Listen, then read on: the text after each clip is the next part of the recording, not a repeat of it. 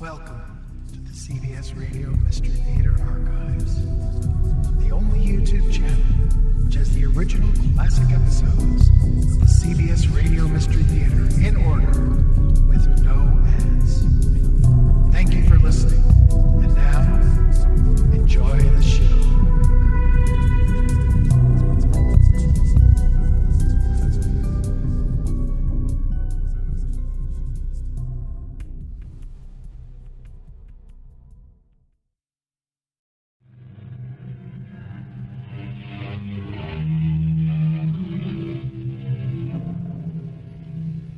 Come in. Welcome. I'm E.G. Marshall. The word tragedy is as old as the ancient Greeks. What is the essence of tragedy? It's a dramatic story told about potentially a noble person whose character is flawed by a single weakness. It's that weakness which causes him to break either some divine law or some moral prescript, the breaking of which leads inevitably to his downfall or destruction. Such is the story I'm about to tell you. I owe my life to you. You have strange gifts. Perhaps. And when you found the golden fleece... How can I find it now? I cannot see, half blinded by the snow. It's simple, Jason. Here, look into my eyes. What's happening? I can see. Radika, I can see.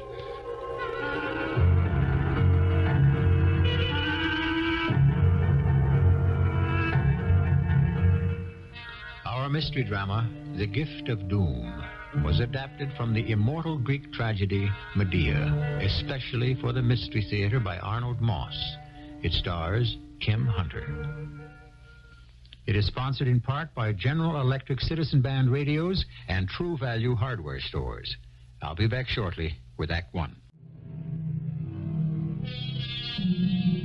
It was the fall of the year 1897, just months before William McKinley had been inaugurated as the 25th President of the United States. It was a time when the discovery of fabulous amounts of gold in Alaska and the Canadian Yukon screamed from the headlines of every newspaper in the country. And in the town of Thessaly, in one of the states of the Great Plains, they had just garnered a harvest of another kind of gold. Tons and tons of beautiful yellow wheat.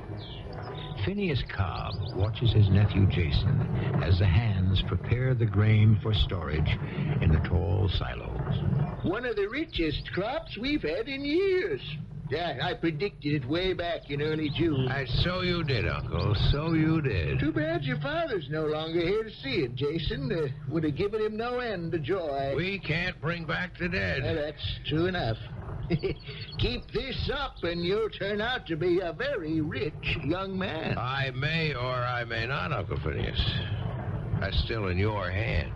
The farm and all that's with it go to you. When I can prove to my dear uncle's satisfaction that I'm responsible, mature, weren't those the words? You know your father's wish as well as I. When, in the sole judgment of my brother Phineas, my son Jason has proved himself mature in his decisions, established a responsibility in all his acts, then... And only then do all my earthly goods and properties pass on to him, my son. That's it, Jason. What must I do? Well, I've told you half a dozen times. Go prove yourself a man.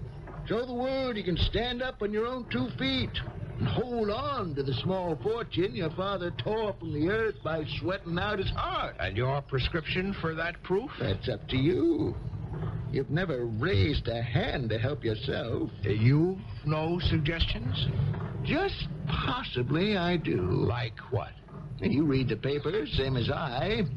Look at the headline here. Gold, gold, gold. The steamer Portland out of Klondike, bound for Seattle, passed through Puget Sound today with a ton or more of gold aboard her. It's very interesting. A year or two along the Yukon River up in Alaska with all the hardships might be just the right medicine for you.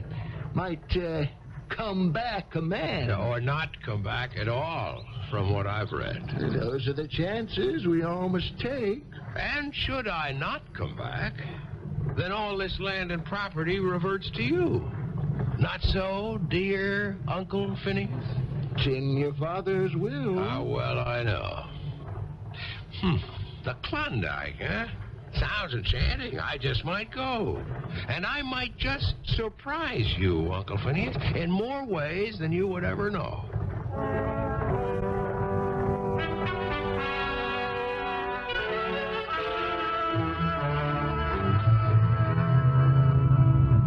Look, Hector, look, we're almost there.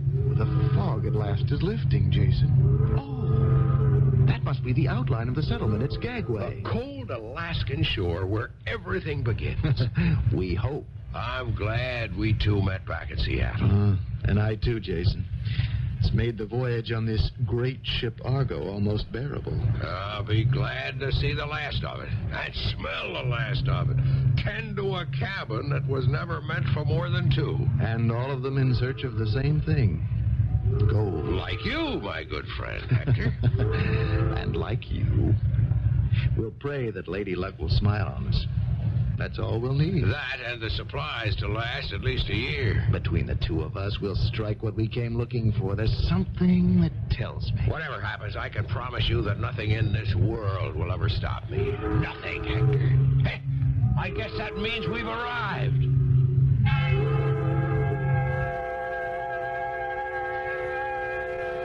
Let's see, you got your blankets, heavy clothing, furs and robes, rubber boots, the mining pans. The horses, pack equipment. Evaporated eggs and onions, flour, cornmeal, rice, and bacon. Tablets, coffee, lozenges, blocks of beef, and pemmican. There's nothing that we lack. Well, now, you lads can joke, but once you get out there, you'll find that it's no laughing matter. You take it from old Cannibal Joe. I know from sad experience. Yeah, but there's nothing like it. I'd still be out prospecting if my health had not run out. We weren't really joking, Joe. We know of the excitement or we wouldn't be here, and the danger. Like everyone, I guess we all keep dreaming of that great placer stream up in the sky where flakes of gold will glitter on the gravel bars, and nuggets the size of birds' eggs will be scooped up by the handful. I like the way you talk, my boy. You have a feeling for what's out there. You said you'd show us maps. Oh, yes, and here they are. They're a little crude.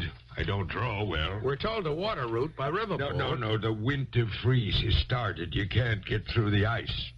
My advice is to take the Chilkoot Trail. This one right here? That's it. White Pass Trail until you come to Dead Horse Gulch and then on up to Summit Hill. Is that the border where Alaska ends and Canada begins? Oh, you're catching on, you two. And then down into the Tucci Valley, and then here you start pulling up the Klondike River till it meets the Yukon, and that's Rabbit Creek right here. That's where you'll find the place I stake my claim, the Golden Fleece. And you're welcome to it. The Golden Fleece. I hope we find it. Oh, you will. With help. You see this charm, this amulet of stone I wear around my neck? I couldn't help but notice it. Looks something like a human eye gazing right into your skull. It does indeed. I want you to have it. How kind of you, but why? Well, as a good luck piece, right, Joe? Oh, it can be good. It can be very bad. Depends who's wearing it around his neck. Well, now, if you get to this point here alive, you'll be within a whisper of the Golden Fleece. And by that time, you'll both of you need every bit of help that you can get. The help is there. What kind of help? Young Indian woman named Medica, daughter of a mighty Tagish chief. She lives with a toothless old woman for companion, right near here. And this amulet, she give it to me. She helped me once. Might do the same for you. But how? How could she help? Well, that's something you'll find out. If you are lucky. If she likes you. But I warn you, Medica's something very special. Her own people are afraid of her. They call her Witch. Why, Joe? Well, she has a strange and unknown power that no one can explain. So if you find her, bless your stars. But at the same time, watch your step, my lad. Just watch your step.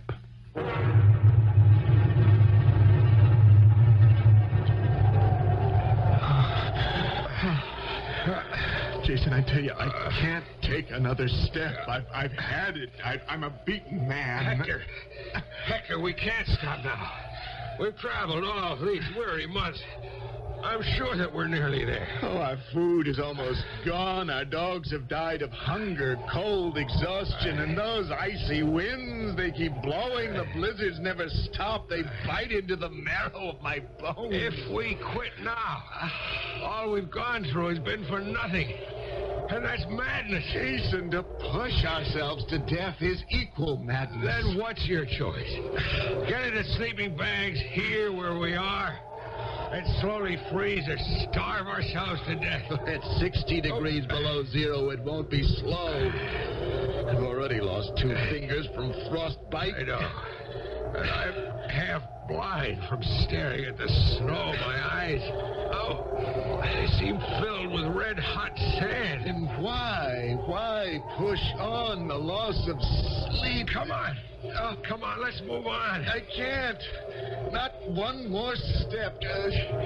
Jason, you go on without me. Let me die. You here. have got to come. I can't. I won't. Up on your feet.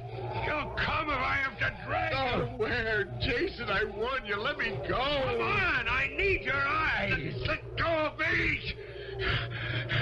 You'll be sorry. What are you doing? My hunting knife. The blade is sharp. Now, you touch me once more. Put down that knife!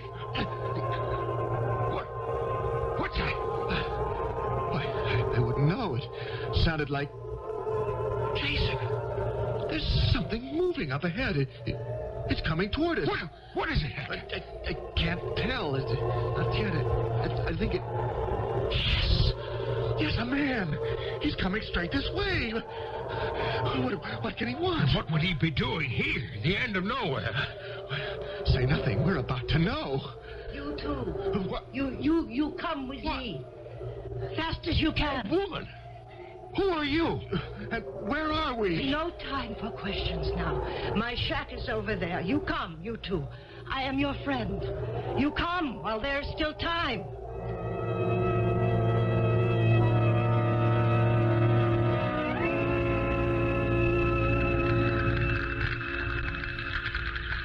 You're feeling better, Jason? Like one reborn. Watona, toss more wood onto the fire. I will, Medica. Watona's been with me since I was born. She can't do much, but I am loyal to her. I'm sorry for your friend. We did our best to save him. His wish to die was greater than his will to live. I know, Medica. And so you've trudged these many miles to find Joe's golden fleece. That, among other things. You know, the amulet, the eye you wear about your neck, led you my way.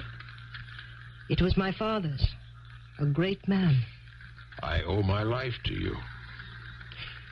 Cannibal Joe said you had strange gifts. Perhaps. And if you find the golden fleece, what then? How can I find it now? I can't see, half blinded by the snow. It's simple, Jason. Here, look into my eyes. Place your hands upon my shoulders. Now look hard. Look harder still. What happened? There are shapes beginning to appear. I can see. Medica, I can see. Of course you can. You are full of wonder. You've given me my eyes again. A small gift. What can I do to show my gratitude? Stay here with me, Jason. Stay here with me, and you will learn of greater wonders yet to come. But understand, there is a price to pay. Which is? With time, you'll learn, my Jason. It takes time.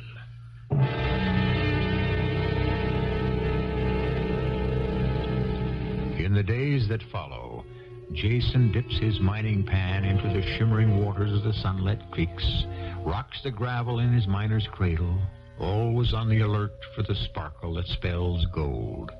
And as he does, he speculates on what further unexplainable wonders lie ahead for him in this bleak alien land, in the company of this strange woman with her mysterious powers. I shall be back shortly with Act 2. The stampede for the gold of Canada's Klondike some 80 years ago brought out the very worst in men. They came from every quarter of the earth, and those who managed to survive became like addicts who understand their sickness and can do nothing to control it. But Jason Cobb was the exception. Almost a year was past, and aided by Medica's strange powers, he has found the claim known as the Golden Fleece, which has yielded its rich treasure to him. As he prepares for his return journey to the States, he listens to Medica. Why must you go, Jason? Why? I've had my fill of caribou and bear steaks. The moose hide pokes are bursting with my gold. It's time that I return to my own way of life. I'm going back to claim the land that's rightly mine. But you don't need that anymore. I mean to have it. Why? Because it's mine. And I am yours. Stay here. I don't belong here.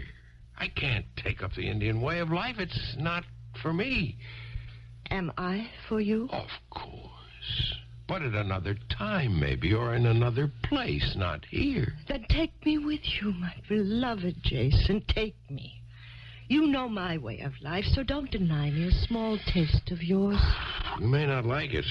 If you are with me... There'd be problems.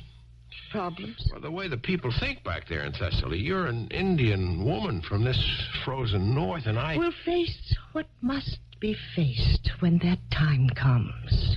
What happens to Watona? Old Watona. She comes with us. She'd die up here alone, but she will be no trouble. You know, it just might work. When Uncle Phineas sees you, can you imagine what he'll say or what he'll do? Your Uncle Phineas may not have too much to say, or do, if that should be your wish. What does that mean, Medica? It means you must remember that I can do for you what no other woman on earth can do. You do remember. When do we leave to see your uncle in this town of Thessaly? Tell me, my Jason.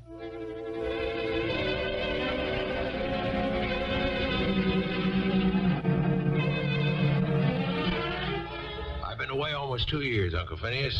I've come to claim my property. I know you have. You and this wild creature you've brought with you. You'll speak with more respect. Medica is my wife. Your wife?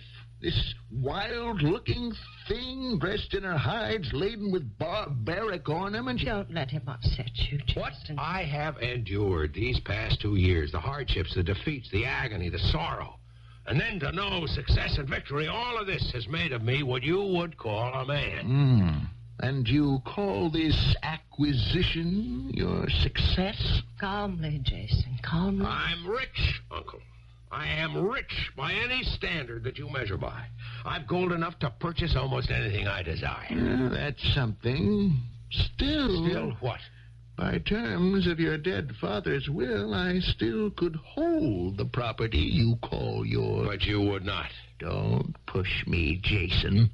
It's just possible I might. You mean you keep from Jason the land that's rightly his? Depends what meaning you give to words like rightly. I see. You mean to cheat him? I mean to keep the things I have. My thing. Depends on your point of view. We have enough and more, dear Phineas Cobb, without what you propose to steal from Jason. And so, before we go, I wish for you to have a little gift. Oh, a gift? For me? This little amulet round my neck, hung on this chain of gold. It was my father's. That stone looks exactly like some human eye. What are you doing, Medica? I'd like you to have it, Uncle Phineas, here, around your neck, like this. No! Who are you? You're not a woman. You're some kind of a witch. What have you done to me with your black magic? My chest is being crushed. I can't breathe. I can't... Medika! Your uncle is dead. Now, take the amulet off his neck. So, What must we do? do. The land's now yours. The gold is yours. And I am yours. Whatever else you'd like is yours. We must get out of here as fast as possible. They'll think it was a heart attack. I mean, we must leave Thessaly forever. Start life again some other place, where we're not known, where I can keep you hidden. Where's that? I must say it, where they won't know that you're... Yes, my Jason. Where they won't know that I'm a foreigner, that I do not belong among your people, that I am strange and different. I didn't say that. I know you didn't. We'll go, of course, whatever place you choose. And wrap me in my tuggish blankets. Keep me concealed, if that's what you want. As long as I'm with you and you love me. You love me, Jason, do you not? I owe you much, Medika. I know, but that's not what I asked. If not for you... Are you in love with me? We'll go. New place, new friends. But I remind you, whatever friends you make will be my friends. Whatever enemies you make will be mine, too.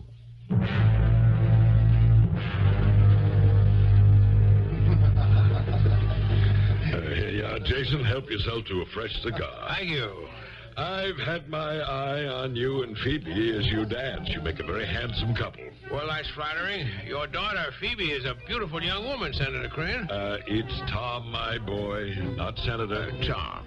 You know, I think this time as good as any for my announcement. Ladies and gentlemen, may I have your attention, please? Since our young friend, our Jason Cobb, came here to Corinth County 5-6 years ago, he's done many great things for the people of our county and the state and, may I add, for our great party. We're very proud of him. We're here tonight to pay him further honor. It's my great privilege, and I'm sure this comes as no surprise to any, to offer all of you tonight the name of the next congressman from Corinth County, that handsome, brilliant servant of the people, all the people, Jason Cobb. Jason? Wow. I thank you. I'm honored. You all know that. And if I am elected, I'll do my very best to serve you. Jason, when I selected you, I picked me one sure winner. No one can stop you now. Crane the Kingmaker, aptly named. And that reminds me. Yes, Tom. The congressman from Corinth should be a married man. I don't understand. A pillar of society, upstanding, steady, with no marks against it. But, Tom, I know. That strange woman that you brought here with you, she and that old hag that follows her, we know about them. What about her? She and her two small sons, that doesn't count. That doesn't make you married. Not here, in Corinth. They're my sons, too. Medika is my wife. Oh, come on, my boy. There never was a marriage, and you know it. Get rid of her. The sooner the better. Medika, that's her name, could spell the end of your career. What can I do? Well, just send her packing to the polar bears, or wherever it was that you picked her up. Tom, even if I wanted to... Jason, my darling, my congratulations. I'd hoped you'd ask me for another dance. I was about to. Please forgive me. Oh, you don't mind my taking him from you? Or do you, Dad? No, he's all yours, Phoebe, dear. All yours. Thanks, Daddy.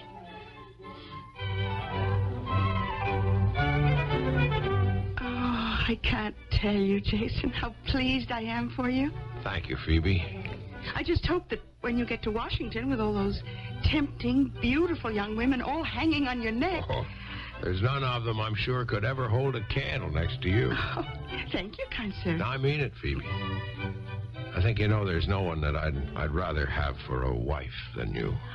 Dear Jason. There are, as you're aware, some complications. I know. Do you still love her? I don't think I ever did, but I was grateful. Well, then send her back. It's just that simple. Perhaps not quite that simple. Well, leave it to Daddy. He'll know how. No, Phoebe. I won't have her hurt if I can help it. If it must be done, it's I who will have to do it.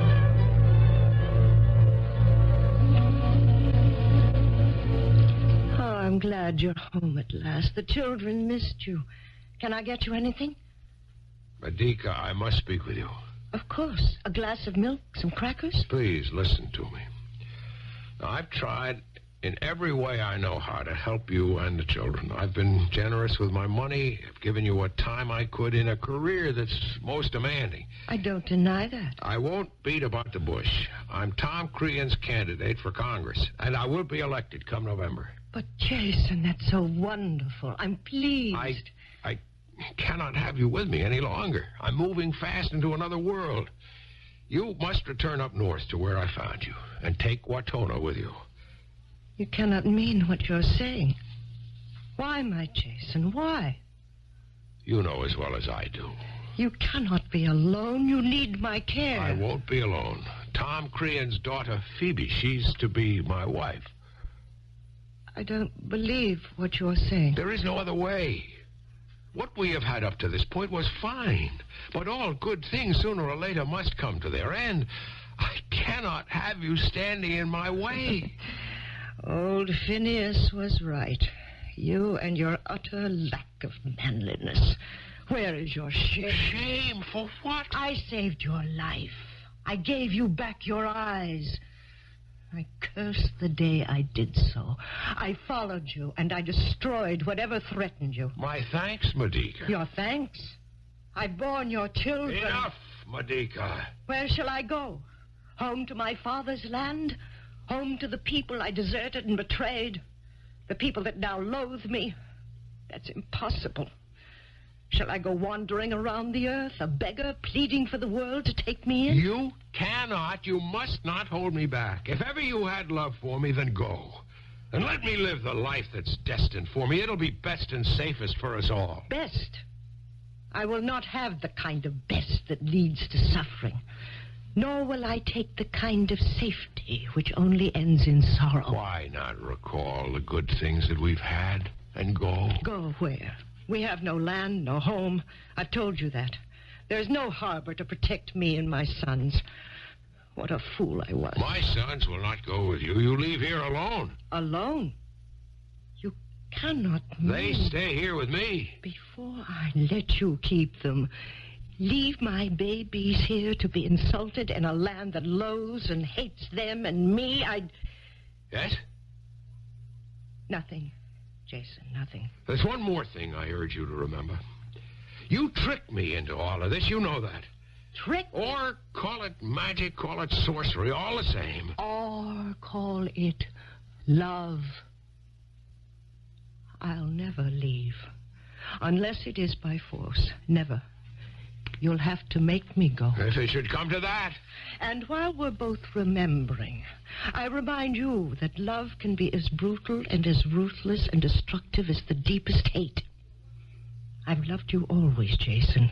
Where once I dared most anything to give you pleasure, to protect you. I now will stop at nothing. Nothing.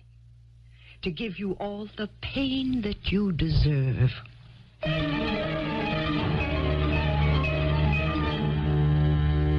Hell hath no fury like a woman scorned.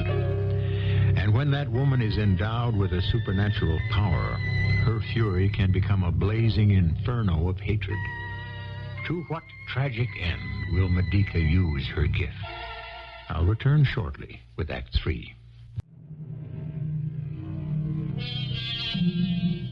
Our old friend William Shakespeare wrote, "Love is not love, which alters when it alteration finds, or bends with the remover to remove. Oh no, It is an ever-fixed mark that looks on tempests and is never shaken. Medica would agree completely with the bard, but now that Jason plans to desert her, alter his affections when it alteration finds, Medica must make other plans. Plans which, in her innermost thoughts, she had never anticipated. She's going to fight us, Tom. I did everything I could. If you won't move on this, then I'll have to do it for you. How? There are ways. I beg your pardon, Father. Jason, Medica's come to see me, to plead with me to use my influence, and I can't handle it. She dared come here? Oh, please, both of you. You talk to her and do what must be done.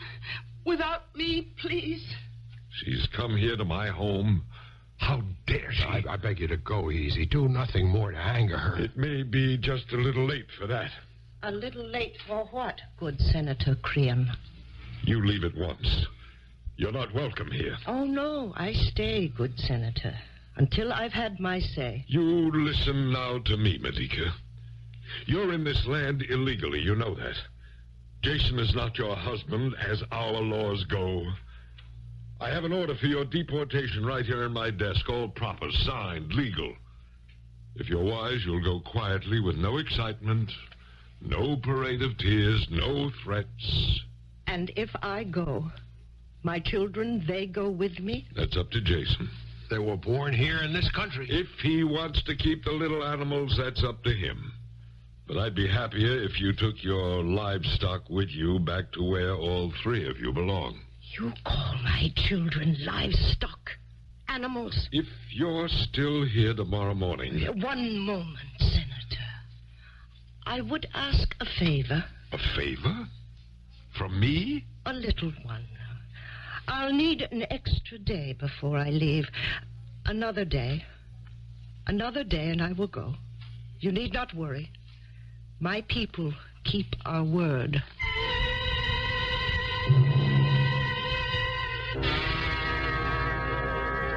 I have no choice, Watono, my old friend. It's clear what I must do. Get me the robe, the golden-colored robe that I've been making.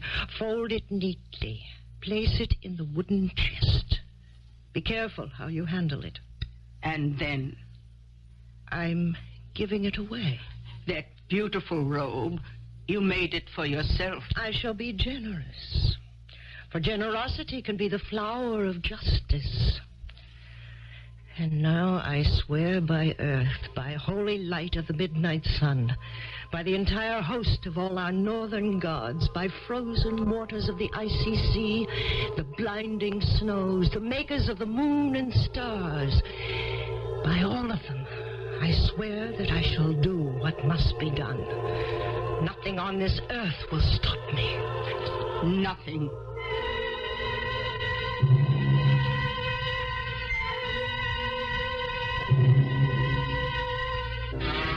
Well, Medica, tell me, what's your plan? I have been thinking. Since last night, I've reasoned with myself, reproached myself. I think you're well advised in taking this new wife. With the rising of tomorrow's sun, I will be gone. And the children? I'm convinced that they should stay here with you, Jason. How could they manage in a land that's alien to them? They're babies. No, it's better that they should stay. Understand. Your wife-to-be, this Phoebe, I would like her to know that I have no bitterness toward her, bear her no malice. I'm sending her a little gift in celebration of her coming marriage. A man can never read a woman's mind. What is this gift you're sending her? A dressing gown of gold threads woven in an Indian design. I made it for myself some time ago. I never wore it. I will not need it now.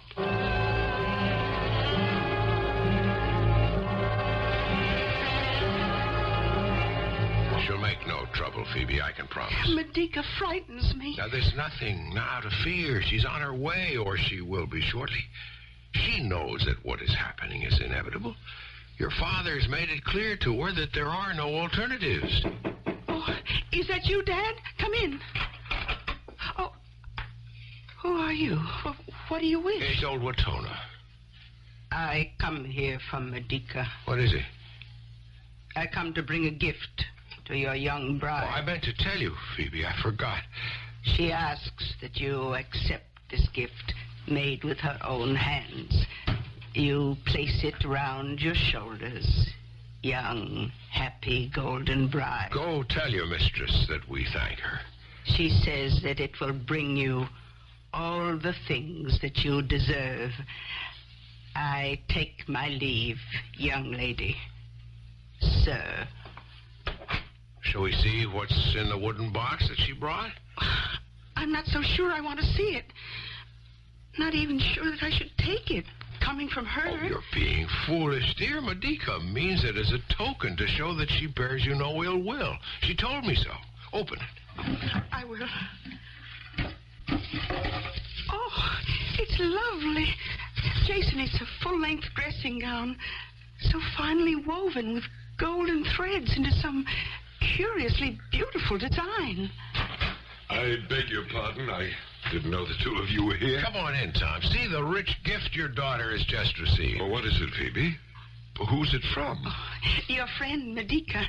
She sent it as a parting gift to show there's no hard feeling. Just look at it.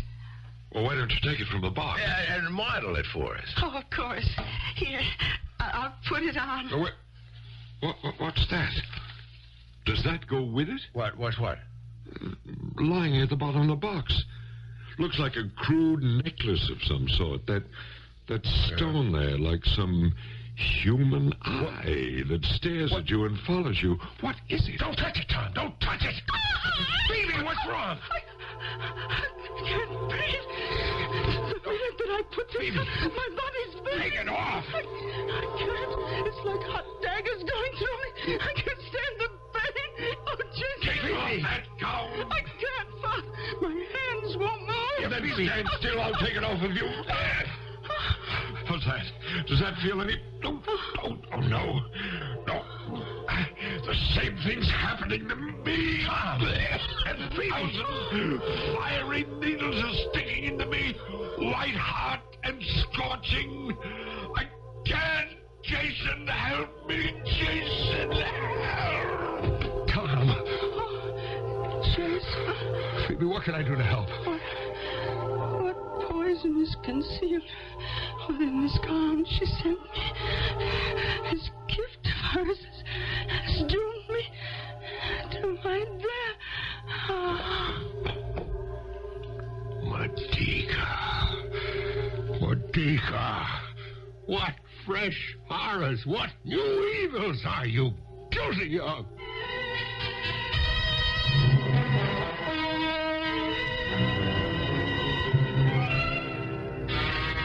The father and the daughter both are dead, slain by the poison that you sent them. You have done well, Watona. Leave me for a while with my two babies. Oh, my children. It was in vain I gave you life. I once had greatest hopes for you, that you'd look after me in my old age. All that will never be. Your father's seen to it that I depart from here in exile, leaving you both behind. But the day will never come when I shall give the children of my loins unto my enemies. Come, give me your little hands, my babies. Let your mother kiss you. Oh, my darlings, how fresh and young your eyes look. How straight you stand, my little men. How good it is to hold you to my breast, to feel your soft young cheeks on mine, the warm sweetness of your baby breath.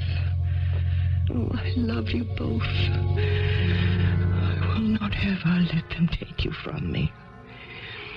This golden dagger, see how it shines? How sharp it is. It was your grandfather's, a great chief and a great man. This dagger will guarantee that you, my babes, will never leave me. Never leave your mother. Be brave and shut your eyes.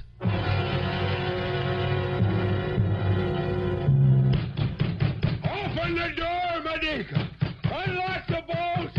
There's nothing that'll save you now! Open, I say! What's on? Why do you batter at the doors? Why do you shake the bolts? The dead will not awaken. Where is Medica? Where is that monster?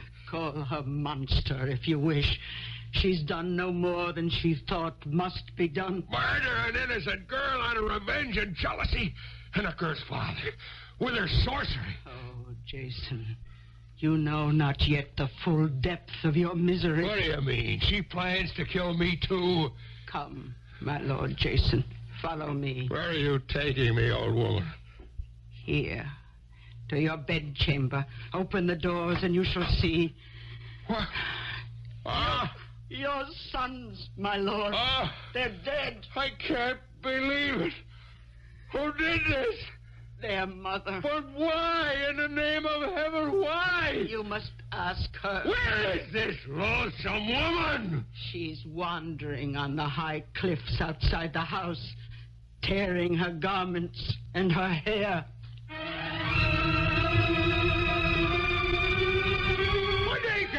Medica, listen to me! Don't come too close to me, Jason. I warn you, stay away from me. Your sons are dead because of what you did. I would not see them live despised and hated as I was. Call me a monster if you wish, for now I've torn your heart to pieces, just as you've torn mine. You fiend! Don't touch me, Jason. Keep your hands away. Look at the sea below, and the clear skies above, and the scattered soft white clouds. They all welcome me. You're insane. Ah, but I have not lost the gift of my great powers. I use them now for the last time. I am about to fly high over the seas, back to my place of birth. Not to the place we met, but back to join the spirit of my fathers, the gods of the midnight sun. Then jump and kill yourself. Spare me the trouble and the shame. Jump! Rid the world of all your evil. Farewell, my Jason. Remember me.